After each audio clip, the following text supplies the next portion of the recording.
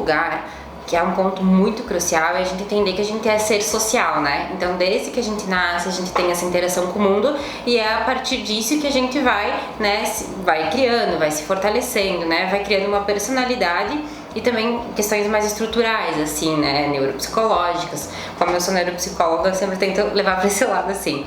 Então, a gente é ser social. Então, tudo que a gente recebe de fora tem um impacto muito grande, né? E aí, tu tava me falando, então, sobre essas questões dos filhos, dos pais, né? Então, tudo isso acaba passando de uma mãe para um filho, né? Do adolescente para os pais que são mais velhos.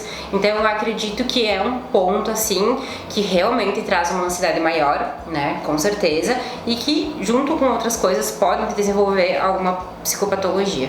Quando a gente fala mais em criança, né, a gente sabe que aí os pais têm um pouco mais de controle, né? Se a gente tá falando em adolescentes, eles acabam perdendo um pouco desse controle.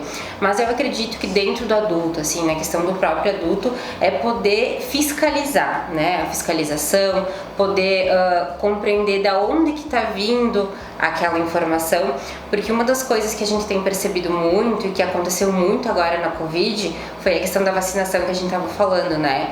Então teve tanta fake news por causa da vacinação que muitos pais não sabiam se faziam vacina ou não nas crianças, né? Então tu imagina como que fica essa cabeça desses pais, né? Desses cuidadores, a gente não fala só de mãe e de pai, mas de cuidadores também, né? Então, como que fica a cabeça deles?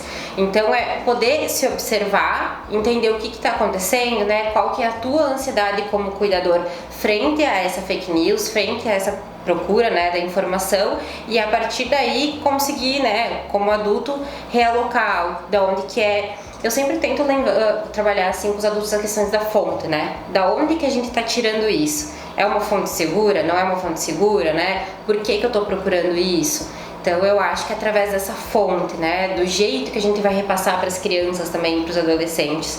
A gente fala mais em criança porque os adolescentes eles têm uma capacidade maior, né? Eles estão sempre ao vivo, assim, sempre no online, né? Então eles acabam levando muitas informações. Mas se a gente for pensar mais nas crianças, assim, eu acho que é através disso, tá?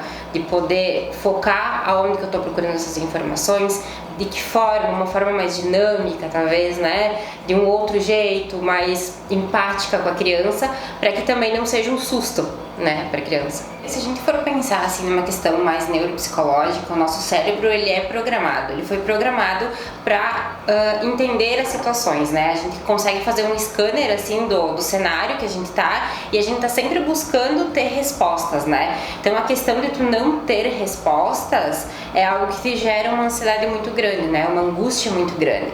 E aí qualquer resposta que tu tiver vai ser válida, né? É melhor ter a resposta do que ficar na angústia de não ter a resposta, né? Então eu vejo muito essa questão de saúde mental, por exemplo, a gente vê muita coisa, né? Que na verdade não é. É que nem a gente fala, por exemplo, ontem nós estávamos falando sobre TDAH. Se tu for ler os sintomas do TDAH, todo mundo tem TDAH, né? Porque questão de ansiedade, né? De desatenção.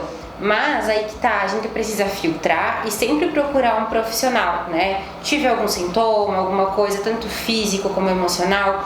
Voltando à questão da vacinação, né? Vou procurar então o médico do meu filho, vou tentar saber se é pra ele, né? Se posso colocar nele, não posso fazer a vacina ou não. E não pesquisar no Google, né?